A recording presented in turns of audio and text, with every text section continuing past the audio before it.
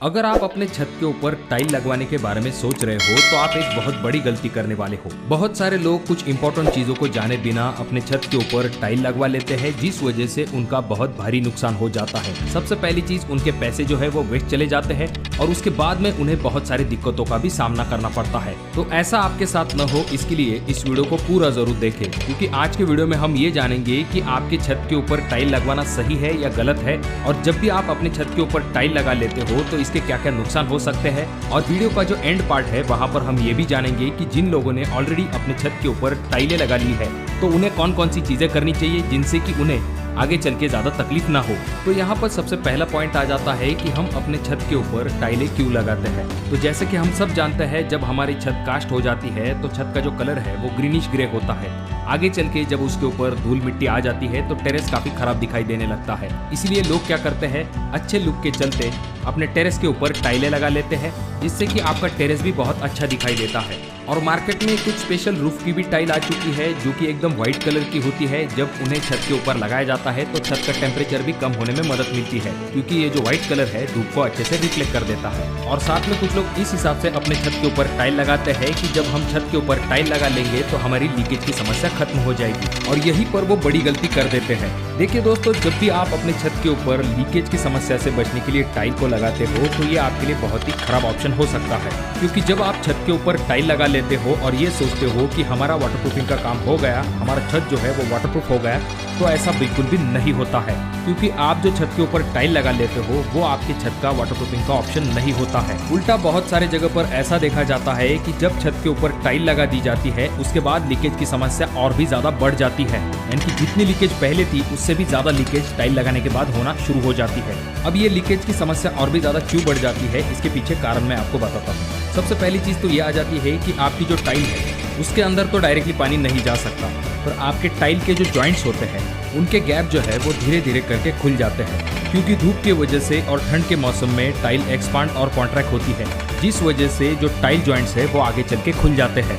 अब ये जो खुले हुए टाइल जॉइंट्स है, इनमें से होता हुआ बारिश का पानी नीचे की तरफ चला जाता है, और नीचे की तरफ होता है आपका सीमेंट मोटर, जिसके अंदर पानी जाकर जमा हो जाता है। अब ये जो जमा हुआ पानी है ये ग्रेविटी की वजह से स्लैब की तरफ धीरे धीरे करके आ जाता है, और आपके स्लैब के ऊपर जो छोटे छोटे क्रैक्स होते हैं उनके अंदर ये पानी घुस जाता है, जिसकी वजह से आगे चल के आपको स्लैब में लीकेज की समस्या दिखाई देती है। अब जब हमारा स्लैब ओपन होता है, यानी कि वहाँ पर टाइल लगी हुई नहीं होती है, तो वहाँ पर जो बरसात का पानी है वो जमा हो जाता है, पर जमा हुआ कुछ पानी जो है वो धूप की वजह से उसकी भाप बन जाती है। पर वहीं पर जब हम टाइल लगा लेते हैं और टाइल के अंदर जब पानी चला जाता है तो उसे डायरेक्टली धूप नहीं लगती है, जिस वजह से पहले जो थोड़ा बहुत लीकेज था वो और भी ज्यादा बढ़ जाता है। तो इसी वजह से आपने देखा होगा कि जहाँ पर थोड़ी बहुत लीकेज की समस्या थी, टाइल लगाने के बाद वो लीकेज की समस्या और भी ज्यादा बढ़ जाती है। और जब भी आप छत के ऊपर टाइल लगाते हो तो अगली दिक्कत ये होती है कि आपकी टाइल जो है वो आगे चल के टूट जाती है, क्योंकि लोग क्या गलती करते हैं, दो टाइल के बीच में जो जॉइंट है वो बहुत ही कम रख देते हैं, यानी कि एकदम पेपर जॉइंट रखते हैं। अब होता यह है कि जब धूप गिरती है और टाइल एक्सपांड होती है तो टाइल का साइज जब थोड़ा सा बढ़ जाता है और दो टाइल के बीच में बहुत ही कम गैप होने के कारण टाइल टूट जाती है, या फिर आपकी टाइल जो है वो उखड़ जाती है। टाइल जॉइंट के बीच में बहुत कम गैप देने के कुछ और भी नुकसान होते हैं,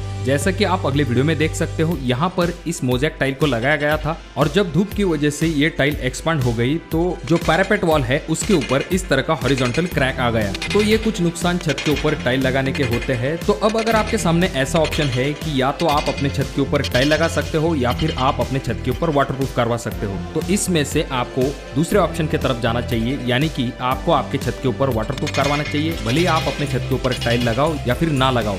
तो दोस्तों, ये तो हो गई दिमाग की बात, पर दिल कह रहा है कि आपको आपके छत के ऊपर टाइल ही लगवानी है। तो ऐसे में आपको क्या करना चाहिए इसके बारे में हम जानते हैं। उसके बाद हम ये जानेंगे कि जिन लोगों ने अपने छत के ऊपर टाइल लगा ली है उन्हें कौन कौन सी चीजों की तरफ ध्यान देना चाहिए, जिससे कि आगे चल के लीकेज की समस्या ना हो। जब भी आप अपने छत के ऊपर टाइल लगवाने वाले हो तो आपको कुछ बातों की तरफ जरूर ध्यान देना चाहिए। उनमें से सबसे पहला पॉइंट आ जाता है कि आपको आपकी छत का पहले तो वाटरप्रूफ कर लेना है, उसके बाद जाकर आपको आपकी छत के ऊपर टाइल लगवा लेनी है। बहुत सारे लोग ये कहते हैं कि टाइल लगाने के बाद लीकेज की समस्या नहीं होती है, तो ऐसा बिल्कुल भी नहीं है। देखिए दोस्तों, अगर ये चीज कारगर साबित होती तो लोग बाथरूम में डायरेक्ट टाइल लगा लेते बिना वाटरप्रूफ किए।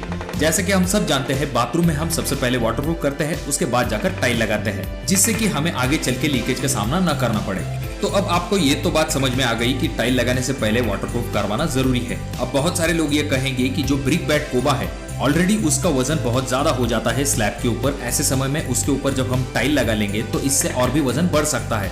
तो डेफिनेटली ये चीज भी सही है। अगर आप ब्रिक बैट कोबा करते हैं, उसके ऊपर आपका टाइल का माल आएगा, उसके ऊपर आपकी टाइल आएगी, तो इस वजह से आपकी छत के ऊपर अतिरिक्त लोड बढ़ता है। तो इसका उपाय आप ये कर सकते हो कि आप केमिकल वाटरप्रूफिंग के ऑप्शन की तरफ जा सकते हो, जिसकी वजह से आपकी छत के ऊपर लोड भी नहीं बढ़ेगा और आप आराम के साथ अपने छत के ऊपर टाइल लगा सकते हो। दूसरी चीज यहाँ पर ये आ जाती है, जब भी आप टाइल लगाते हैं तो टाइल लगाते समय चाहिए कि स्लोप आपका रेन वाटर की तरफ होना चाहिए।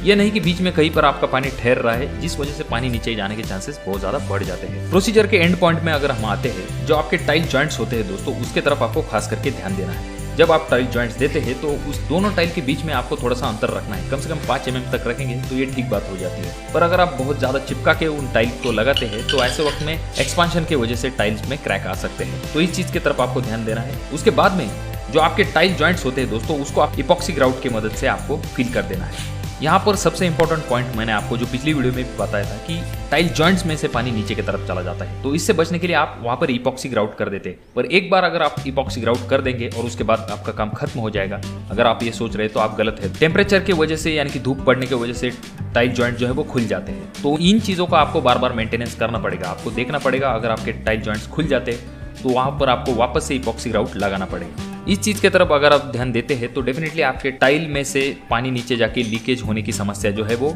नहीं होगी। तो अब सवाल ये आ जाता है कि जिन लोगों के छत के ऊपर ऑलरेडी टाइल लगी हुई है और लीकेज की समस्या हो रही है, तो वहां पर क्या करना चाहिए। तो सबसे पहले पॉइंट की तरफ आते हैं कि अगर आपने छत के ऊपर टाइल लगा ली है और आपको लीकेज की समस्या हो रही है तो आपको क्या करना चाहिए। सबसे पहली चीज दोस्तों, जब भी हम टाइल लगाते हैं तो 2 टाइल के बीच में 3 से लेकर 5 mm का गैप होना चाहिए। तो जैसा कि मैंने आपसे कहा कि धूप की वजह से जो टाइल जॉइंट्स खुल गए होंगे तो उन्हें आपको इपॉक्सी ग्राउट की मदद से फिल कर लेना है। ये जो इपॉक्सी ग्राउट होता है इसके रिजल्ट बहुत ही अच्छे होते हैं। ये एकदम वाटर टाइट आपके जॉइंट को कर देते हैं, जिस वजह से पानी जो है इन टाइल गैप में से होता हुआ नीचे की तरफ नहीं जा पाता और इसकी वजह से आपकी लीकेज की समस्या कम हो सकती है। अब जाहिर सी बात है, ये जो लीकेज की समस्या है ये रेनी सीजन में ज्यादातर देखी जाती है। अब एक बार जब आप टाइल ग्राउट भर देते हो और आपका काम खत्म हो गया, ऐसा नहीं है। आपको चेक कर लेना चाहिए कि आगे चल के 1-2 महीने बाद अगर टाइल जॉइंट्स खुल जाते हैं तो उन्हें वापस से आपको सील कर लेना है। और दूसरी दिक्कत ये देखी जाती है कि जहां पर भी आपकी पैरापेट वॉल और टाइल का जॉइंट है, यानी कि कॉर्नर में अक्सर ही लीकेज की समस्या देखी जाती है, क्योंकि वहां पर इस तरह का चैम्पर बना हुआ नहीं होता है, जिस वजह से पानी डायरेक्टली नीचे जाता है और खास करके जो स्लोप है वो पैरापेट वॉल के तरफ ही होता है। इसी वजह से वहां से ज्यादा पानी जाने के चांसेस होते हैं। और जब भी हम टाइल लगा लेते हैं तो एक जगह पे लीकेज होता है, दूसरी जगह से पानी नीचे की तरफ आता है। इस वजह से ये जल्दी पता नहीं चल पाता है कि आखिर लीकेज ऊपर से कहां से हो रहा है। अब अगली चीज जो कि आपको देख लेनी चाहिए, कभी कभी होता यह है कि प्रॉपर स्लोप न होने के कारण आपके जो टाइल है उनके ऊपर बीच में ही पानी जमा हो जाता है, जबकि पानी आपका रेन वाटर से होता हुआ नीचे की तरफ जाना चाहिए, प्रॉपर स्लोप होना चाहिए। अगर प्रॉपर स्लोप नहीं है, पानी एक जगह पर जमा हो जाता है तो वहां पर लीकेज की समस्या होती है। तो ऐसी जगह पर आपको टाइल निकाल के वापस से उसे क्लियर करना पड़ेगा। और अगर आपके छत के ऊपर कोई टाइल्स टूटी हुई है तो उन टूटी हुई टाइल को आपको बदलवाना पड़ेगा, क्योंकि ये टूटी हुई टाइल भी लीकेज का एक कारण बनती है। तो जैसा कि हमने जाना, अगर आपने छत के ऊपर टाइल लगाई है तो खास करके आपको जो टाइल जॉइंट्स है या फिर आपकी जो कॉर्नर में आने वाली टाइल है जो कि पैरापेट को चिपक के है, इन टाइल जॉइंट्स की तरफ आपको खास करके ध्यान देना चाहिए, जो कि एक सबसे मेन कारण होता है जिसकी वजह से लीकेज की समस्या होती है। और एक चीज यहाँ पर ध्यान रखने वाली ये है, अगर आपके कोई EMS मेंबर है जो स्लैब से डायरेक्टली ऊपर की तरफ आए हुए है, जैसे कि आपका जीना होता है, तो वहाँ पर जो जॉइंट्स होते हैं दोस्तों वो बहुत ही ज्यादा क्रिटिकल होते हैं। खास करके बहुत ज्यादा चांसेस हो जाते हैं कि वहां से पानी नीचे की तरफ चला जाता है और लीकेज का कारण बन जाता है। और टाइलिंग जब आप करते हैं तो आपका लीकेज आपको जल्दी समझ में नहीं आता कि वो कहाँ पर है, क्योंकि पानी एक तरफ से जाता है, लीकेज दूसरी तरफ से होता है। ऐसी जगह पे आपका लीकेज कंट्रोल करना बहुत ज्यादा मुश्किल हो जाता है। तो दोस्तों ये था आज का वीडियो। मैं आशा करता हूँ कि वीडियो आपको अच्छी लगी होगी। वीडियो अगर आपको अच्छी लगी हो तो जरूर इसे लाइक कर दीजिए। आपके कोई अनमोल सवाल या फिर सुझाव हो तो जरूर कमेंट कीजिए। और अभी तक आपने चैनल को सब्सक्राइब नहीं किया दोस्तों तो कैसे चलेगा, चैनल को जरूर सब्सक्राइब कर दीजिए। और ये वीडियो आपको बहुत ज्यादा ही अच्छी लगी हो तो अपने दोस्तों के साथ शेयर कर दीजिए। तो मैं मिलूंगा आपको अगली वीडियो में, तब तक के लिए धन्यवाद। जय हिंद।